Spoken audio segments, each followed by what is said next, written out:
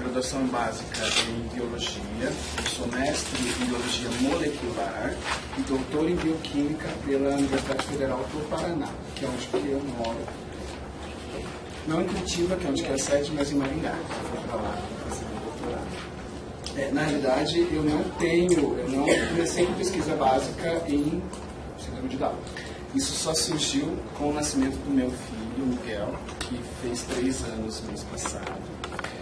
E a partir do nascimento, eu limitei todas as minhas energias para estudar a bioquímica das pessoas com síndrome de Down e voltar para o metabolismo delas. Então, ao longo destes 3 anos, a partir do meu conhecimento básico que eu tinha de bioquímica, eu, professor universitário, eu meio que virei um rato de pesquisas com síndrome de Down, tudo que voltar a síndrome de Down eu leio, o que é mais interessante, né, porque hoje isso que é fantástico. Hoje nós temos, por mais que haja uma visão de que a síndrome de Down irá acabar e tem aquelas terríveis ideias de que se vai fazer exames mais precoces e que isso vai dificultar o nascimento, uma coisa assim que em outros países acontece usualmente, que não acontece no Brasil. Mas hoje ainda existe uma grande gama de pesquisas clínicas, de pesquisas básicas com síndrome de Down. Então, em média, assim, que a gente percebe por semana, a média entre 15 a 30 publicações, varia muito. Então, isso é uma coisa bacana. Então, semanalmente está sendo gerado novos conhecimentos a partir. Aqui no Brasil, então, no Brasil são bem menos publicações, praticamente. A grande maioria das publicações que vem a partir do Brasil, tem algumas boas aqui da USP, que é a partir do estudo TIMO, estudo microRNAs, que são pesquisas de ponta. Mas a grande maioria mesmo são pesquisas bem básicas, assim. Normalmente são estudos a partir de questionários, que estuda só status socioeconômico. Acaba que não gera um conhecimento que a gente realmente possa servir para abarcar qualquer pensamento clínico. Mas, independentemente disso, os modelos de ratos sindrômicos, isso existe, tem muitas pesquisas que usam esses modelos. Então, hoje, basicamente, eu vou fazer para vocês, hoje e amanhã, né, um apanhado assim, das coisas mais importantes que eu encontrei ao longo dessas minhas pesquisas. Né? Vou ser sincero com vocês, se vocês acharem alguns pontos mais complicados, vocês podem interferir, tá difícil aqui, como é que funciona isso? Vamos discutindo isso ao longo, tá? Tem coisas da bioquímica que tem que ter um conhecimento um pouco maior voltado mesmo à biologia molecular, isso é um fato. Tá? Mas vamos tentar transformar da maneira mais tranquila possível para que esse conhecimento gere alguma coisa mais interessante para vocês. Tá? Então, vou tratar principalmente dos aspectos metabólicos bioquímicos, mas eu vou tratar junto disso de alguns aspectos clínicos voltados também para pessoas com síndrome de Down. Beleza? O metabolismo humano é uma loucura, tá? É o mesmo slide que eu comecei a palestra, mas só para mostrar para vocês que isso aqui é só uma parte do metabolismo. Cada uma dessas interconexões aqui são algumas vias metabólicas que acontecem usualmente dentro das nossas células. Então, entender isso num conjunto todo, a gente não consegue. A gente vai sempre picotando, estudando pontualmente cada um desses metabolismos. Então, hoje aqui, impossivelmente a gente vai ver isso. Nem na graduação de um ano a gente consegue ver tudo. A gente seleciona, parte do curso a gente faz com bioquímica animal, bioquímica vegetal, então a gente particiona os conteúdos para ficar mais fácil. Aqui a gente vai ver só as principais intercorrências que acontecem, as especificidades metabólicas das pessoas com síndrome de Down. Tá? E o que a ciência hoje tem de suporte e auxílio para fazer alguns remanejamentos nas especificidades que são ruins, que acabam acarretando problemas para as crianças, para as pessoas com síndrome de Down. E eu começo mostrando uma das frases do Alberto Costa, que é um dos grandes cientistas brasileiros, que hoje está nos Estados Unidos. Ele publicou na Nature. A Nature é uma das melhores... a Nature e a Science são as duas maiores revistas científicas mundiais. E ele fez uma revisão no qual ele termina a revisão, falando sobre síndrome de Down, que ele pontua da seguinte maneira: por causa das ferramentas experimentais e teóricas sem precedentes que estão disponíveis hoje, não é sem razão especular que mesmo as deficiências cognitivas complexas que estão associadas à síndrome de Down podem ser passíveis de intervenções terapêuticas destinadas a ajudar pessoas com síndrome de Down a maximizar o seu potencial. Isso pode exigir vários modos de intervenção, que não é um conceito desconhecido pela medicina. A realização de tal visão provavelmente teria e tem implicações bioéticas, que é o que a gente sempre remete, porque eu entendo, respeito muitas opiniões de não fazer nenhum tipo de intervenção para não criar dualidade, divisão, aquela coisa de exclusão, mas hoje a gente não pode negar que existem suportes que vão auxiliar, principalmente os problemas que vão acarretar ao longo da vida. Por exemplo, as pessoas com síndrome de Down, elas têm um comprometimento imunológico, a gente sabe disso. A gente tem crianças, a gente vê que a frequência de problemas respiratórios, a frequência de infecções por bactérias, por vírus, é muito maior. E o que acontece isso? Então hoje a gente tem várias respostas que vão auxiliar a dar suporte para que isso não aconteça. Então, eu não acho errado, eu não acho antiético interferir no metabolismo que esteja atrapalhando o desenvolvimento daquela criança, daquela pessoa, para ajudar ela a ter um desenvolvimento correto. Hoje a gente faz isso conosco. Por que a gente não tem uma doença de um remédio? Por que a criança não pode fazer isso também? Não pode intervir. Eu não estou querendo fazer uma criança um super Down, uma criança super inteligente. Isso não é o foco. O foco, às vezes, é intervir para melhorar o cognitivo. Ótimo, desde que não atrapalhe outros desenvolvimentos e tal. Mas a gente pode interferir em várias frentes e que isso dê uma resposta adequada. Sabe? Então, eu acho que no começo de uma aula em pós-graduação falando disso, é importante separar isso, que não há uma visão de medicação das pessoas com síndrome de Down para normatizar. Essa ideia de normatização é terrível e não deve ser aceita assim com facilidade. Eu fiquei pensando muito depois que eu assisti a sua palestra, na verdade, se você for pensar, isso é um pouco de reposição. Igual a gente toma reposição de vitamina, isso, claro. Assim, custei inteiro, né? As pessoas, o nome suplementação, às vezes, né? Assim, às vezes, por exemplo, de alimentos. Assim, quando a gente trata de vitamina, essas coisas. Mas hoje eu vou tratar bastante de outras possibilidades, sabe? De o que realmente acontece para que as crianças tenham problemas respiratórios contínuos. O que está acontecendo ali? O que a gente pode intervir para ajudar? Tanto a partir de vitaminas, pode ser, mas pode ser através de outros auxílios. Tá? A síndrome de Down é classificada como doença, tá? Pela Classificação Internacional da Doença, o CID-10, ela é classificada como Q90. Tá? Isso é a classificação internacional. Tá? A gente pode ficar horas discutindo sobre se é ou se não é doença. Eu, vou ser sincero, particularmente eu não gosto da ideia de doença, mas se hoje a gente for classificar, é isso. E a síndrome de Down, ela é subdividida em alguns tipos de trissomia. Vamos voltar ao básico, né? A síndrome de Down é um comprometimento, uma aneuploidia, numa caso, uma separação incorreta de um dos cromossomos, que é o cromossomo 21. Então, as pessoas com síndrome de Down, elas têm algum comprometimento no cromossomo 21. Na maioria das vezes, ela tem mais um cromossomo, mas nem sempre. Então, a trissomia ela pode ser a trissomia por não disjunção meiótica, o que é 95% dos casos das pessoas com síndrome de Down, tá? No qual essas pessoas possuem um cromossomo inteiro a mais.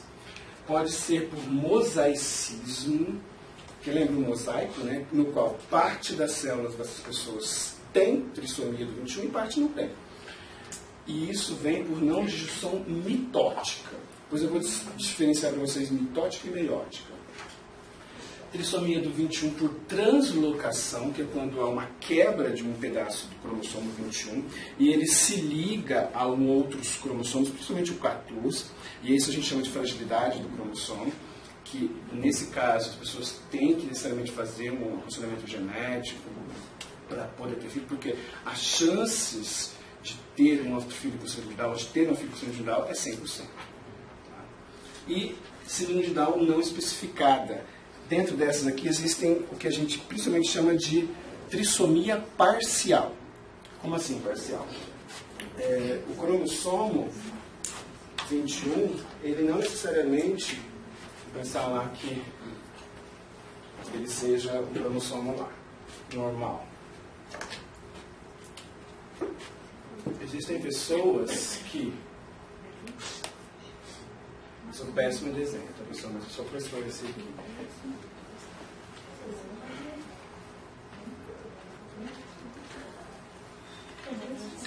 Além da sequência usual do cromossomo, ele tem um pedaço que ele se auto-replica. É como se tivesse um trecho do cromossomo 21 e tem mais um pedacinho dele que é algum outro trecho aqui que se duplicou e a gente não sabe por que aconteceu isso. Mas ele está duplicado dentro do próprio cromossomo. Então a gente tem um trecho nele que tem os mesmos genes que tem aqui dentro. Então a gente tem uma trissomia parcial, porque só um trecho dele está triplicado. Esses modelos aqui são fantásticos para entender algumas expressões gênicas e por que alguns genes causam tal anomalia, outros não causam tal anomalia. Então, esse aqui eu vou tratar mais no final da aula, são bem interessantes. Branda? Não sei, não estou tentando entender. Seria uma mais branda? Não. Isso é interessante, porque ela pergunta é interessante. As pessoas, em geral, acreditam que o mosaicismo eles são mais brandos. Isso varia muito, tá? Não existe isso.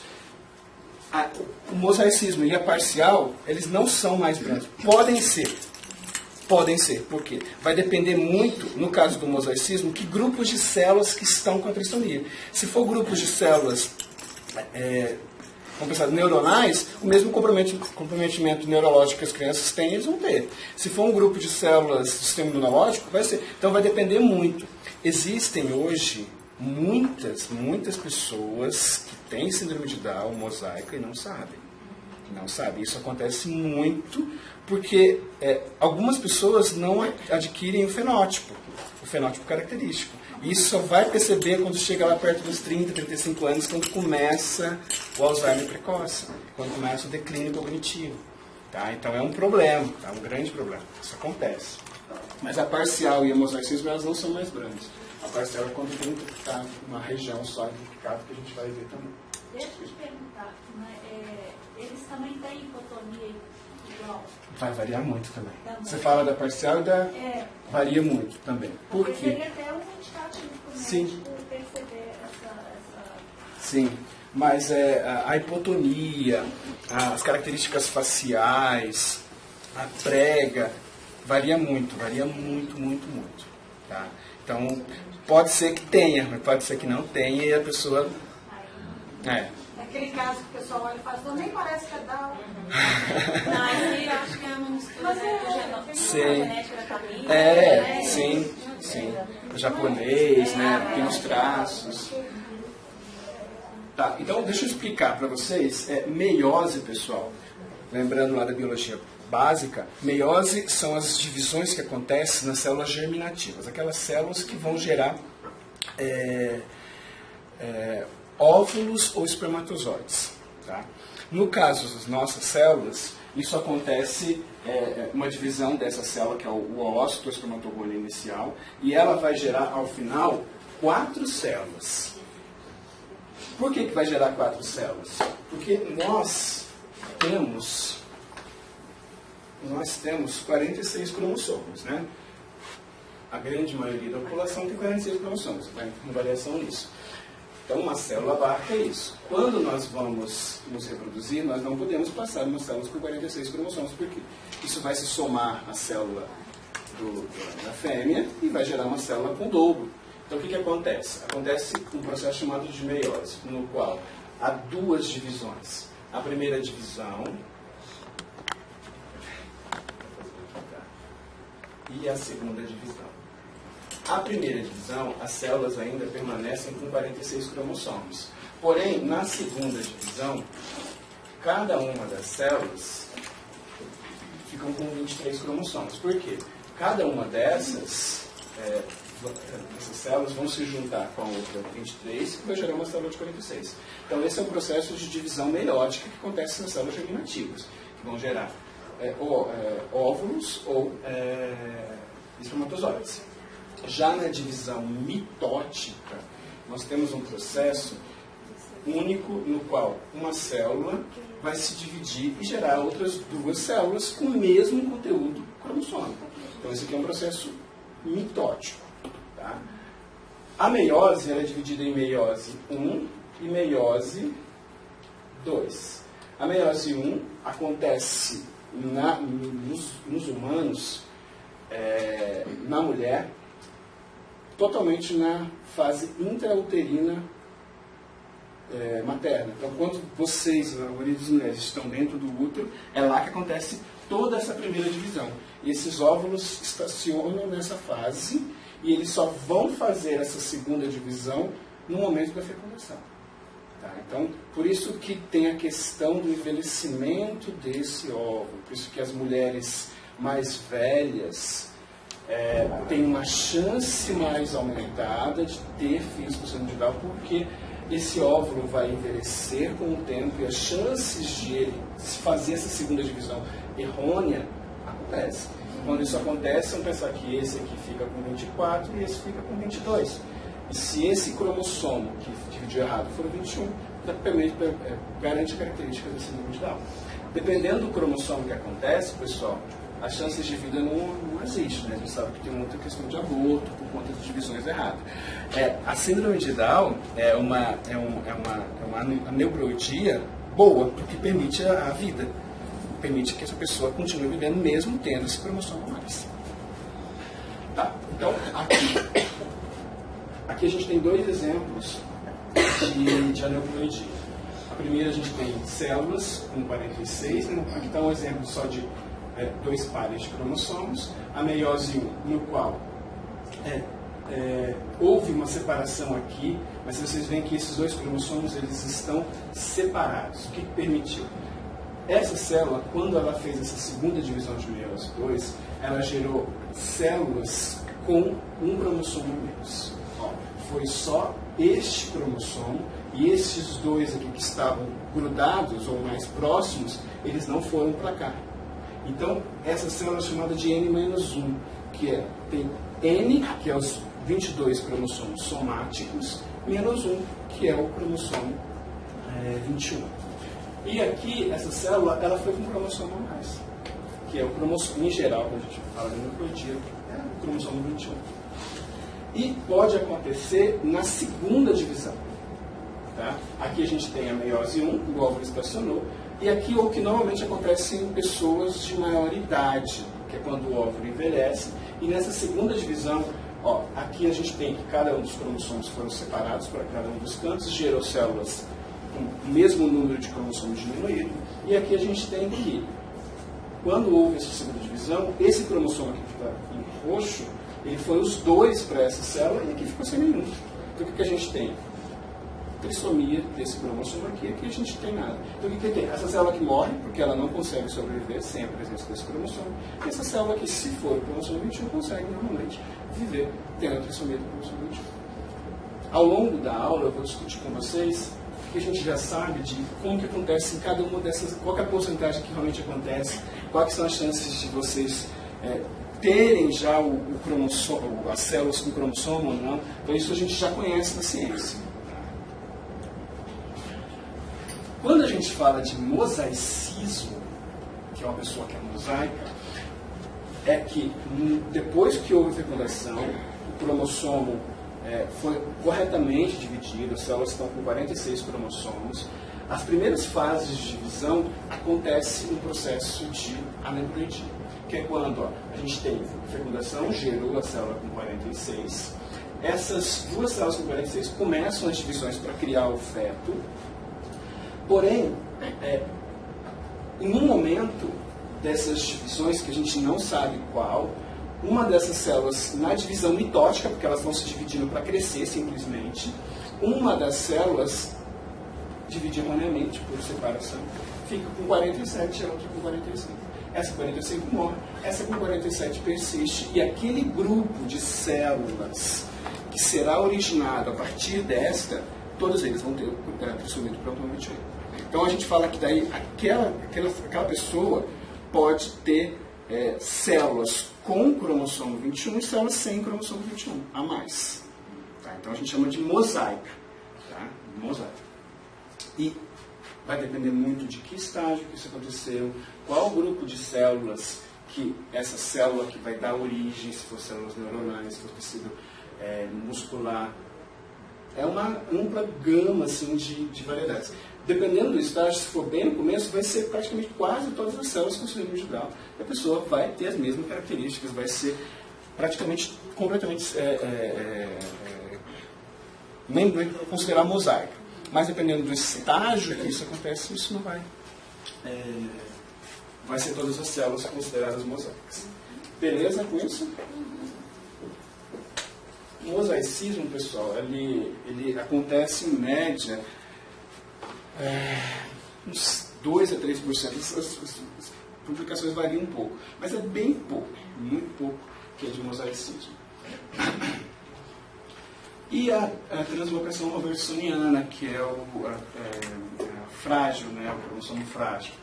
Nesse caso, o que a gente tem?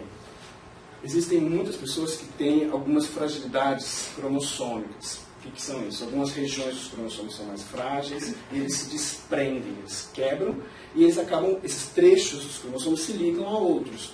O que é bem comum de acontecer são pessoas que são chamadas de portadoras dessas... portador no termo genético aqui, tá, pessoal? Sempre tem sangue portador que a gente conhece aí erroneamente. Elas são portadoras dessa translocação, no qual aqui a gente vê uma pessoa tem isso, ó. Ela tem os dois cromossomos 14 e o cromossomo 21. Só que um dos cromossomos 21, ou parte dele, independentemente, está ligado aqui ao 14. Vocês estão vendo? Aqui tem o 14 e um trecho do 21. Então a gente tem a pessoa com uma aneuploidia, com uma translocação balanceada. Por quê? Ela tem 2,21 e 2,14. Mas o 14 dela está ligado ao 21. Eles não se separam. Eles são uma coisa única. E o que acontece com essa pessoa? Quando ela vai fazer a meiose para gerar os gametas dela, ela pode gerar essas possibilidades aqui, ó, que é um gameta com 14, 21. Isso vai dar tranquilo, porque foi o 21 livre aqui. E um com 14 ligado ao 21. Outro com o 14 e o 14 ligado ao 21. Então a gente tem 2 e o outro só com 21. Outro com só o 14 e outro com 14, 21 e 21. Então a gente tem várias possibilidades de que gere vários tipos de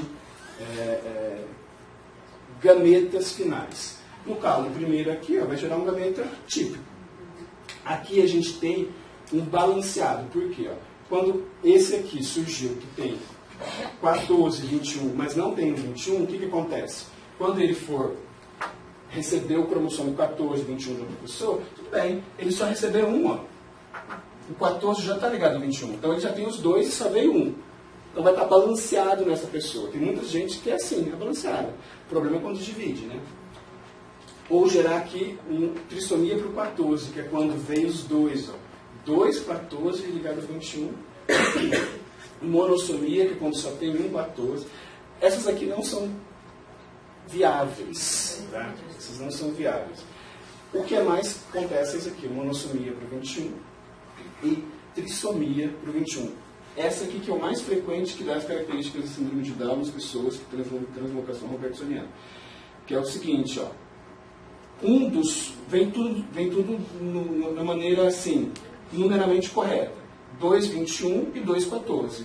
Porém, um dos 14 veio ligado ao mais um 21. Então a gente tem 3 cromossomos 21. Só que esse aqui está ligado ao 14. Então o trechinho dele está ligado lá. Independentemente disso, ele está ligado ou não, não tem diferença bioquímica, metabólica, fenotípica das outras pessoas que têm trissomia livre. São todas síndrome de Down características. Tá? Então, isso aqui é o que é bem comum. E essas pessoas que produzem esse tipo de gametas, elas necessariamente têm uma chance muito, mas muito aumentada para ter outro filho sanguíneo. Então, quem tem, necessariamente precisa de acompanhamento genético para ter outros filhos, se caso pretenda não ter mais filhos com síndrome de Down.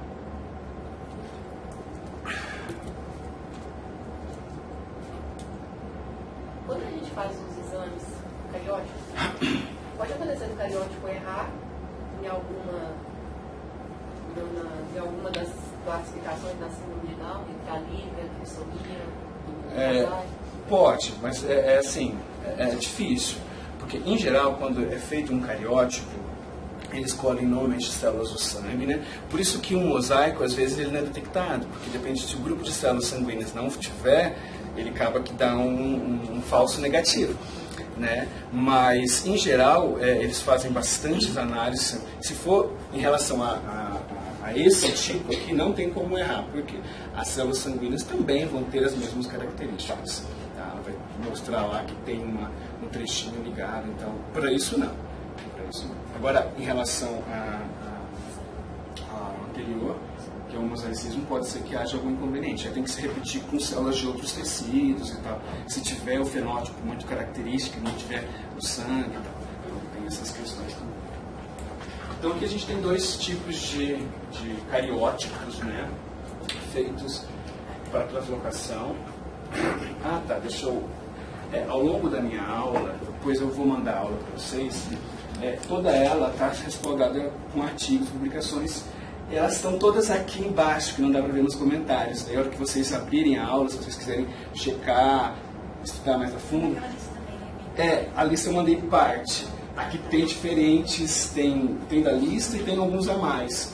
E aí, assim, a grande maioria desses artigos, eles são que tem direitos autorais. Tem alguns problemas, assim, que eu também não gosto. A ciência hoje virou uma coisa muito mercantilista. Então, tem artigos assim que custam $50.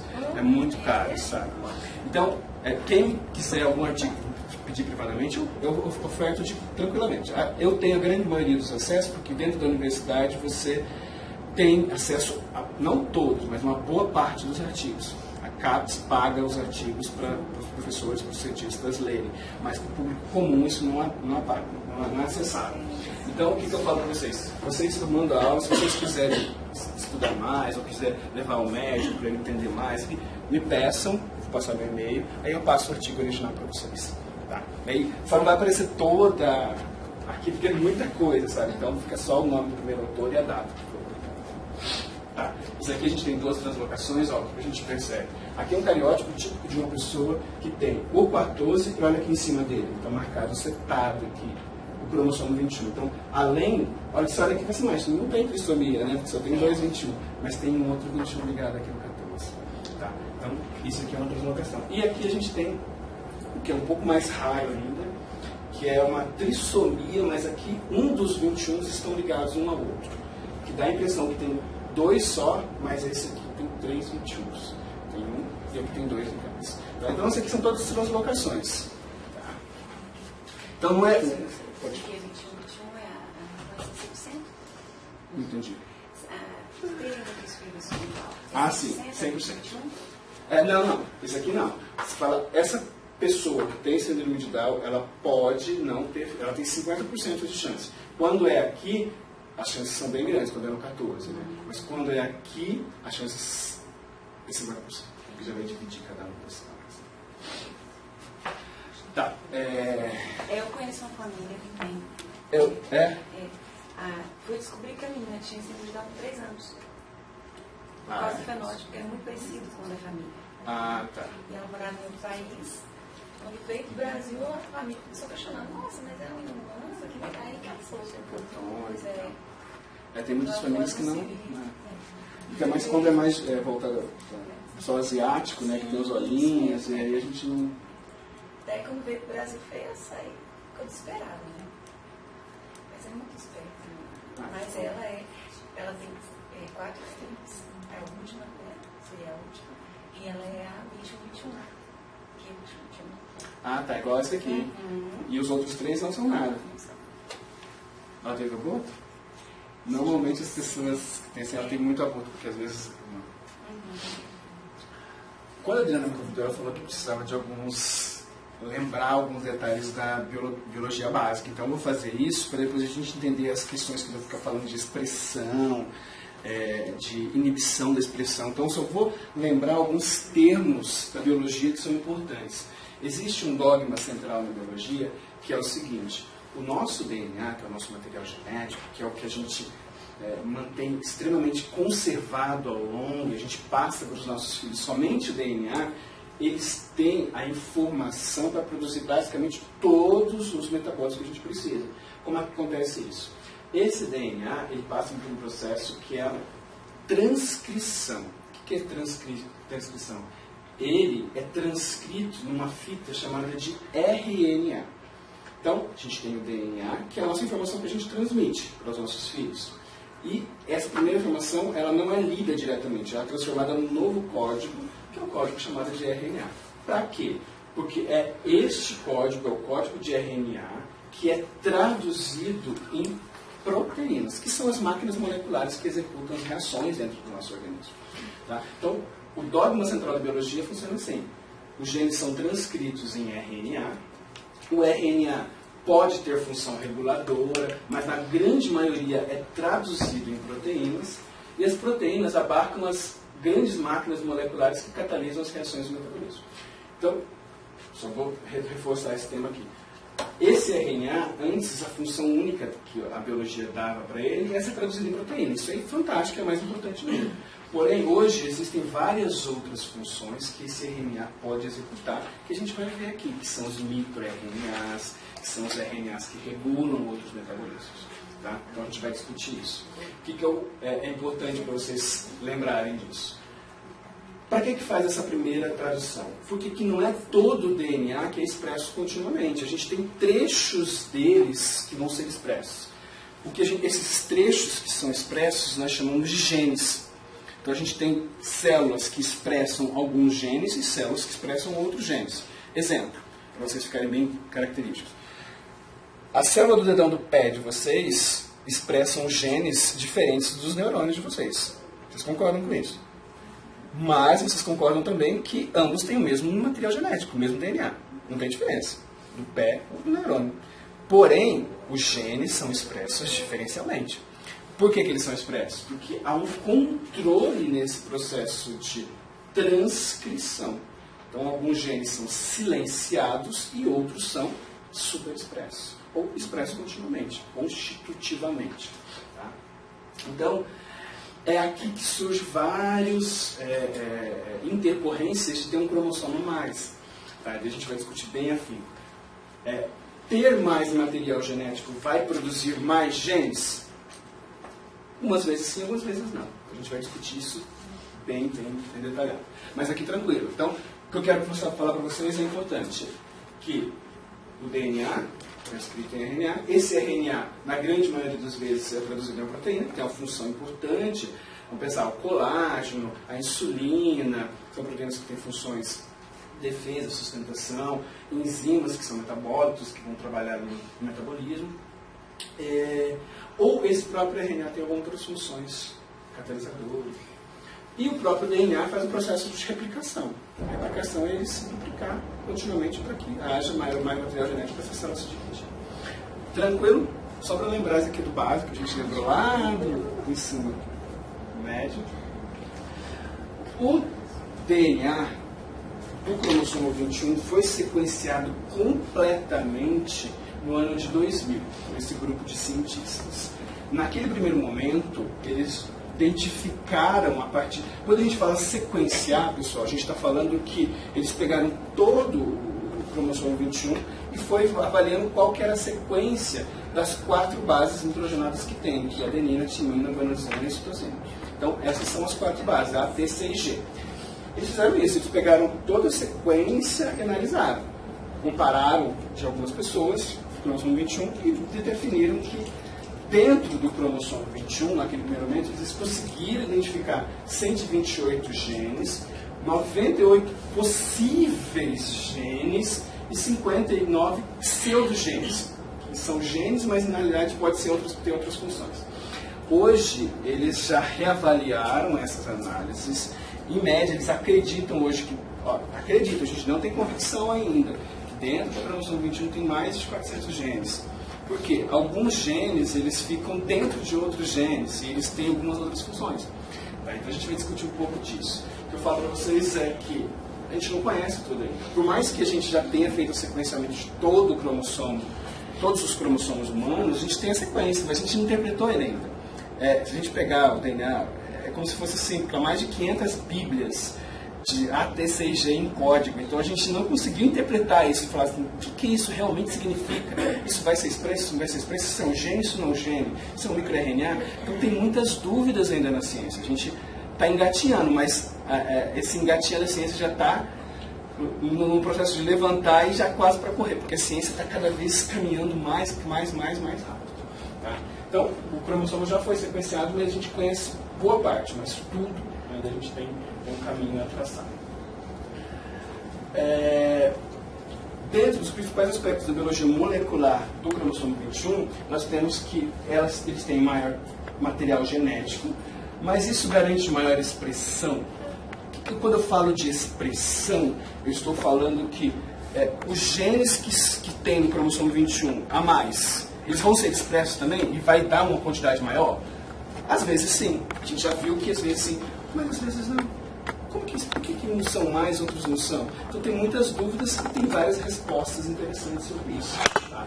Então existem vários genes no cromossomo 21 que são chamados de genes reguladores.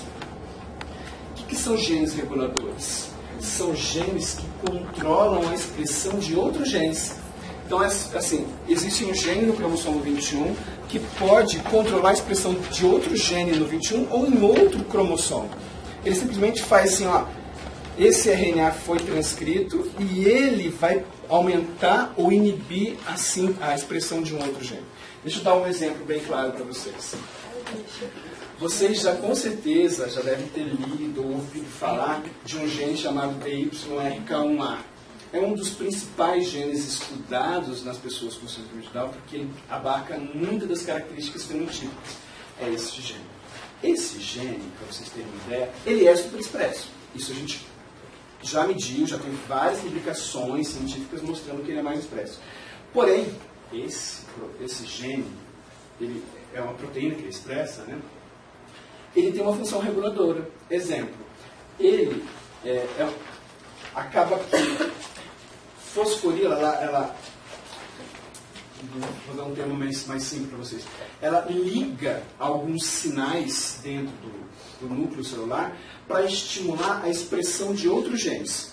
Então o que ele faz? Quando ele está em maior quantidade, ele ou estimula ou inibe a produção de outros genes, que é o caso dele. Então aqui no caso, o exemplo que a gente está vendo aqui, ele acabou que se ligou a fatores que a gente chama de fatores nucleares de expressão. Esses fatores são proteínas que vão se ligar nos genes, no cromossomo, e estimular que ele seja expresso, ou sentar em cima do gene e falar assim, esse gene não vai ser expresso. E ele vai ser silenciado. Então eles têm essas duas funções. Qualquer uma das duas funções estimula ou bloqueia. Então a função dele, desse gene do cromossomo 21, é fazer isso. Ou aumentar, se ligar lá. Vamos pensar aqui, tem um gene aqui. E dentro desse gene, a gente tem uma região que é chamada de promotora. Uma região promotora é uma região onde que as proteínas, a RNA polimerase, que vai se ligar e vai ler esse trecho e vai expressar ele. Essa região promotora, ela tem uma função importantíssima. E é nessa região que se liga algumas proteínas que têm duas funções. Ou elas podem se ligar lá e falar assim, aqui não entra proteína nenhuma, não vai ler esse gene, ele não vai ser lido. Ou elas se encaixam aqui e facilitam com que as outras proteínas sentem nele e leem. Então eles estimulam ou bloqueiam. Então eles podem ter essas duas funções. Então o que acontece? Por isso que a gente tem uma discrepância bem grande na síndrome de Down. Em modelos de ratos trissômicos, 37% dos cromossomos é expresso 1,5 vezes mais. O que é o que se espera quando a gente pensa matematicamente. Por quê? Se a gente tem um cromossomo a mais, a gente tem 3. Cada um tinha meia da atividade, mais um dá mais meia. Então a gente tem 1,5 atividade a mais expressão. Então, eles viram que 37% respeita isso e eles são mais expressos que 37%. Porém, 45% são menos expressos que 1,5 vezes. A maioria deles não são tão expressos. Então, aquela ideia, é isso que é interessante. A biologia não é matemática, ela não é uma ciência exata. Ela não é um gene a mais, um cromossomo a mais, um gene a mais. Não, uma expressão a mais. Porque isso tem processos regulatórios. Ó, em ratos modelos, somente 18% dos genes de outros cromossomos são expressos mais que 1,5 vezes. O que eu estou querendo dizer aqui? Os genes do cromossomo 21, eles interferem em todos os outros 22 cromossomos. Que é o que a gente já conseguiu ver também. Por isso que a gente tem que focar no 21, mas além do 21 também tem que olhar para todos os outros genes, porque todos eles também são controlados a partir da resposta que dá a mais desse cromossomo 21. Tá? Então, essa questão de ser mais ou menos expresso é muito relativo. É muito relativo. Eu vou falar aqui ao longo de hoje e amanhã muitos genes que são mais expressos e genes que são muito menos expressos, por conta desse controle aqui que há. Tá? A gente não tem esse baile genético que acontece, a gente não tem todas as respostas, mas algumas a gente já sabe o porquê que aumenta o número. E você sabe por que uns são super expressados e outros não? Então, E isso é para todo mundo? Não. Ótimas perguntas.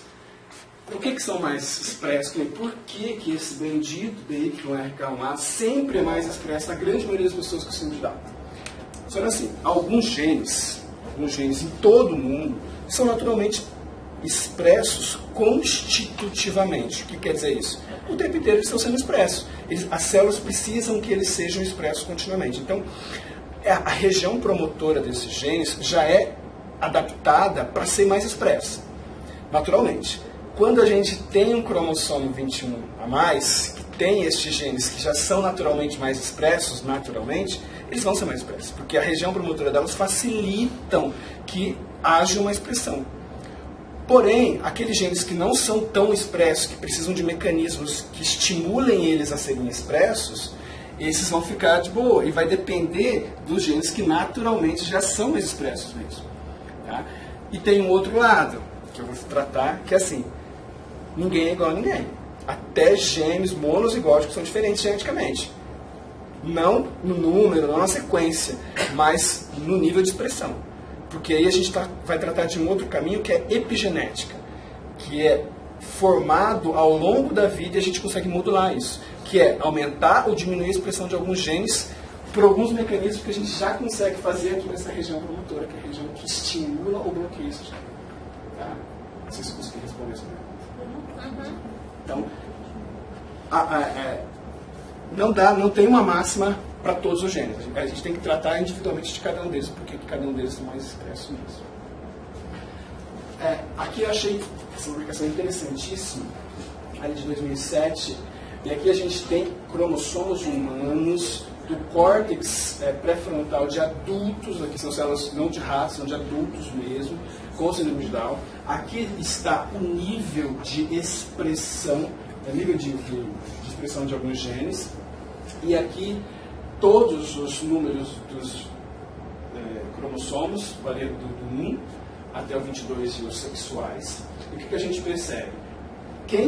As pessoas com síndrome de Down, elas têm uma maior expressão natural dos genes do cromossomo 21, porque elas têm o cromossomo 21 a mais. Porém, todas elas estão calibradas, comparadas, é claro, com pessoas sem cromossomo 21 a mais. E vocês percebem que todos os outros cromossomos, em proporções variadas, têm também aumentos de expressão. Variando entre 5, quase 10. Então, todos os outros cromossomos também são mais expressos nas pessoas com síndrome de Down, por conta do mecanismo anterior que eu falei. Os genes do cromossomo 21, eles têm um papel de regular outros genes, não necessariamente no mesmo cromossomo, mas eles eles estão dentro de um núcleo enorme, para eles é enorme, né? Então eles conseguem caminhar e regular outros genes. Mas isso é necessariamente ruim. Como? Isso é necessariamente ruim.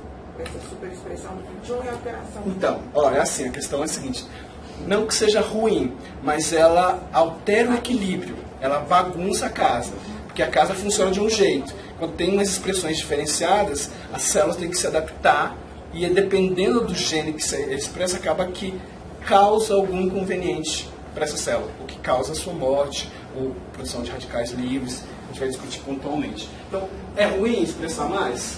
Em geral é, porque a célula é pré-programada para viver num ambiente com esses cromossomos, todas as estruturas funcionam em homeostase a partir disso. Deixa eu te perguntar uma coisa. Essa expressão de pré-frontal de 21 justifica, então, o fato de quase todos terem deficiência intelectual considerável?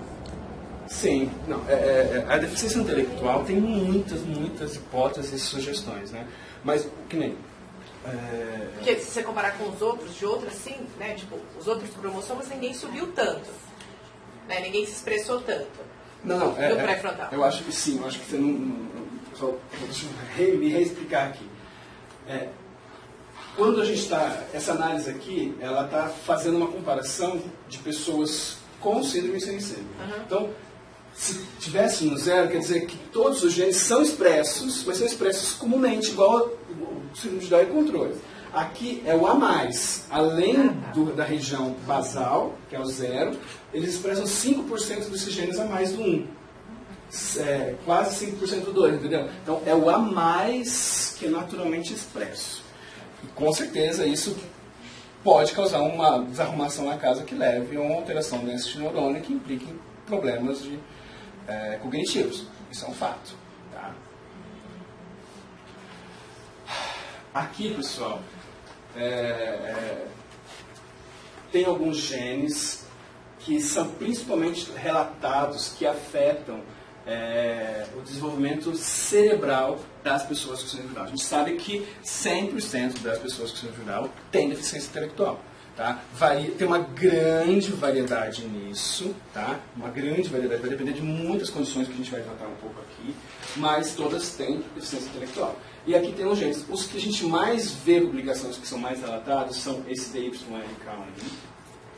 APP, que é a proteína beta-amiloide, precursora amiloide, e a SOD1, que são esses três principais que têm mais publicações, porque eles que são mais ligados a problemas intelectuais. Eu vou depois mandar aula para vocês, tá? Vocês... Vai copiar e tal. Dentro disso, é o que eu vou falar agora, é bem interessante, que é a questão epigenética. Porque assim, quando você me perguntou lá, os genes, por que expressa mais? Porque eles têm uma região promotora que facilite, né? Naturalmente aquele gene constitutivamente expresso, tá, natural. Porém, essa questão de ser constitutivamente expresso vai depender muito do que ele tem nessa região promotora. Né? Então, essa região promotora, normalmente, tem vários mecanismos, mas um dos principais mecanismos que regula ele é a metilação. O que é metilar? Metilar, não sei se vocês já ouviram falar, mas o CH3 é um grupo metil, é um carbono. Esse é um grupo metil. Este grupo carbono metil, ele usualmente é adicionado a algumas bases nitrogenadas. Duas, A e C. Adenina e citosina. Para quê? Quando essa base nitrogenada ela se torna metilada, o que a gente faz é o seguinte, um C com um metilzinho aqui em cima, essa região promotora é como se tivesse um espinho, ou como se tivesse, pensando assim, estruturalmente, algum empecilho que impede que a proteína que se ligue naquela região e faça a leitura. Então eles se ligam lá e, aqui não, bloqueia aquela região. E aí isso acontece muito ao longo da nossa vida. Então o que acontece? Ao longo da nossa vida, muitos genes são silenciados por metilação. Então, tipo a glicose, por exemplo, é mais ou menos similar ao diabético, por exemplo? Não, o diabético, você está falando do tipo 1, né? O tipo 1 é autoimune, é um outro problema. E o tipo 2 também é outro problema. Aqui a gente não está lidando com isso. Mas é assim, voltando assim, aqui, esse gene, quando ele está uma bolinha sem nada dentro, quer dizer que não está metilado. Então, o gene é como se estivesse ligado. Por quê? Não tem grupo metil, as proteínas se ligam, eles sentam e deslizam e expressam ele. Quando tem muitos grupos metis, esse gene é como se estivesse desligado. Por quê? É como se tivesse um empecilho nessa região promotora que impede que as proteínas se liguem e expressem esse gene. Isso acontece usualmente ao longo da nossa vida. Existem, detalhe, desligar e ligar por metilação é uma visão simplória. A gente está descobrindo hoje na ciência que às vezes a metilação, dependendo da região, pode estimular. Tá? A grande maioria das vezes é inibir, mas a gente já ouviu relatos de processos de metilação que estimulam. Então, nem sempre metilar bloqueia, fique claro isso, mas na grande maioria das vezes sim. Então vamos usar esse termo mais simples para ficar mais claro. As pessoas com síndrome de Down e nós temos controles de metilação diferenciado. Exemplo, existem gêmeos que expressam proteínas diferenciadas por conta disso. Alguns têm metil no grupo de um gene, outros não têm. Então alguns expressam, outros não. Tá? Então essa questão de epigenética é muito voltada para isso. Tá? Para metilação do DNA, e a gente quando vai falar desses grupos metis, quando a gente vai falar lá do ciclo-SAM, esse metil é essencial. Por quê? O ciclo-SAM que produz ele.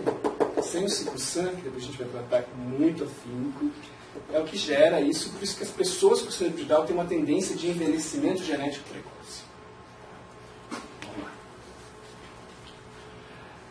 O que é epigenética? Né? É um fenótipo estável hereditário, resultante de mudanças nos cromossomos, sem alterar a sequência de DNA.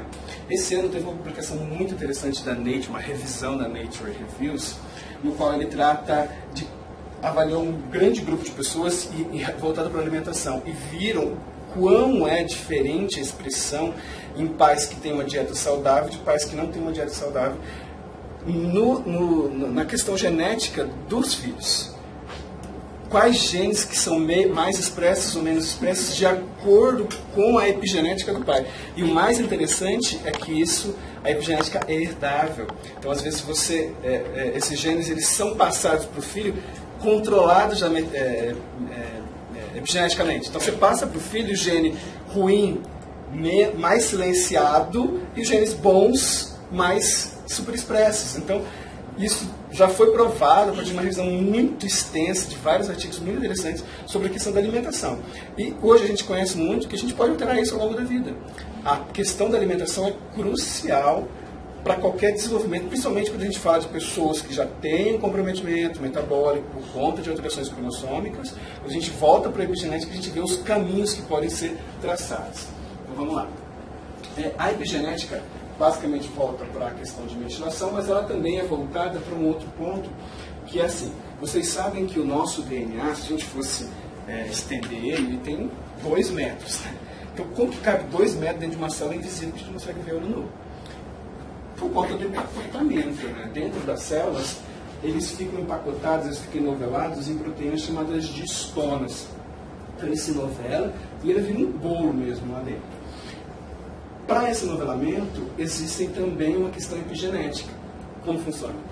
As regiões que são mais empacotadas, elas são mais silenciadas.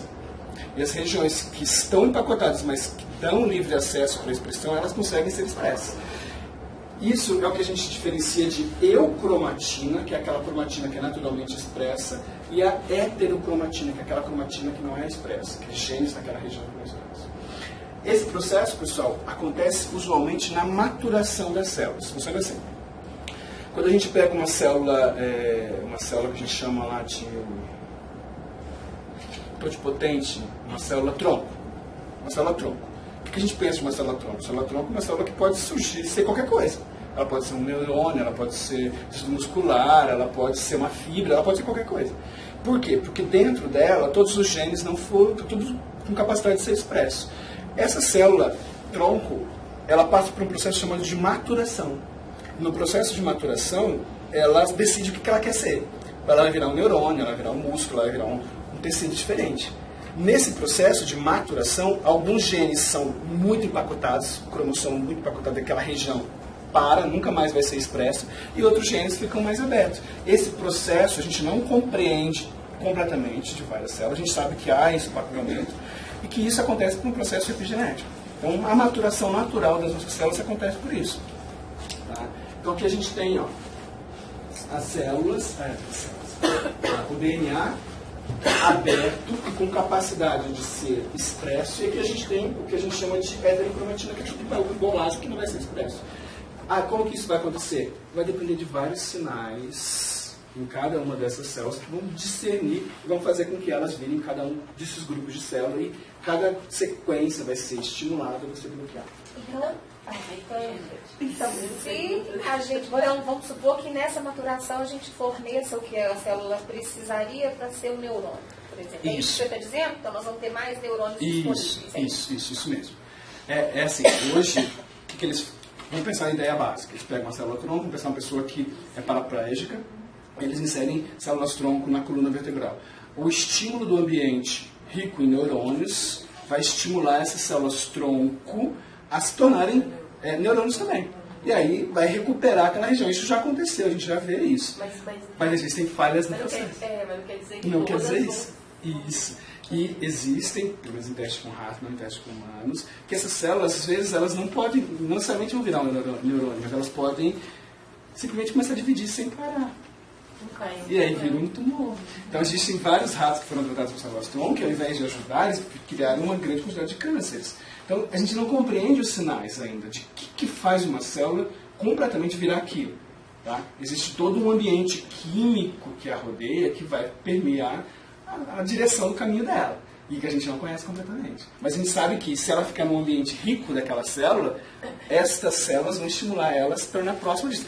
Na grande maioria das vezes. Trazendo isso para alimentação, por exemplo, para suplementação, então algumas devem existir coisas, áreas onde se tem mais segurança e áreas onde ainda se tem dúvida. É isso? Sim. Ou tudo é uma dúvida? Não, não tem segurança em quase nada. Tá.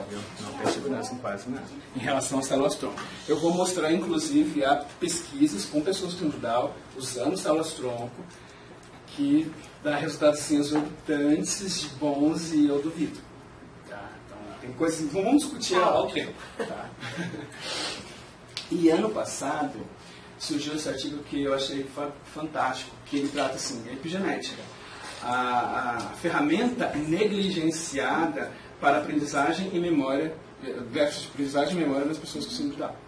Então, é incrível esse artigo. É claro, ele é um artigo muito técnico, ele vai tratar simplesmente de como que acontece o processo de metilação, de controle desse bloqueio de histone e tal, mas ele trata de algumas coisas bem específicas do síndrome de Down. Da questão de que o metabolismo está influenciando algumas proteínas que controlam essa epigenética, que são defeituosas. Então, aqui o artigo afirma que está negligenciada, que a gente pode usar muito mais dessas ferramentas para melhorar o déficit intelectual das pessoas com Down. E é uma coisa assim, bem interessante que eu acho que a gente está fazendo, já está começando a engatear nesse processo, de ajustar a epigenética para as pessoas terem melhores... Ai, desculpa.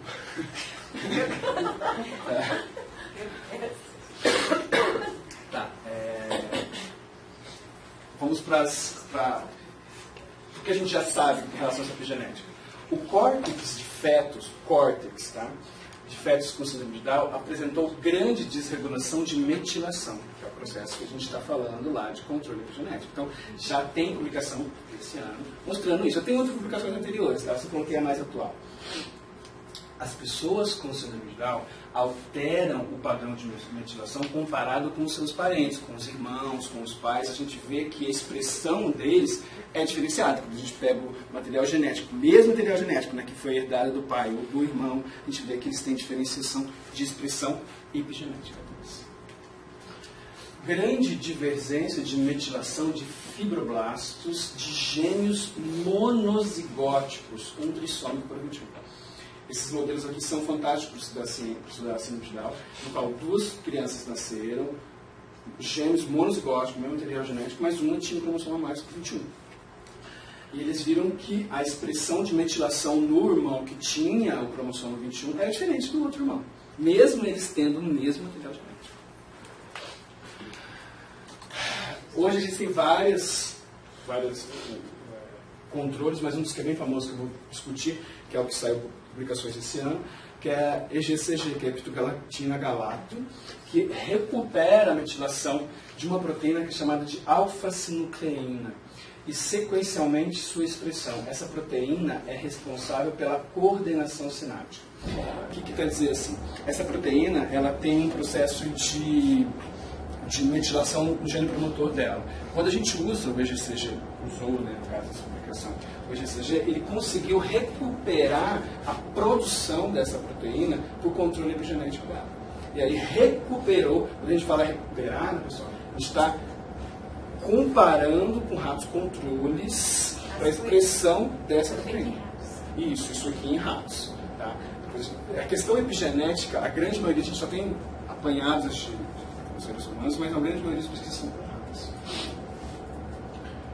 Tá, aqui, para ficar bem claro, quando eu vou mostrar para vocês o futuro, quando eu tratar de APP, é uma figura que eu achei muito bacana. Vamos lá, ó. Eles não têm. Já tem alguns, ó, assim, se vocês... Pode me perguntar, falar. Ah, fala lá. Eu perguntei se já tem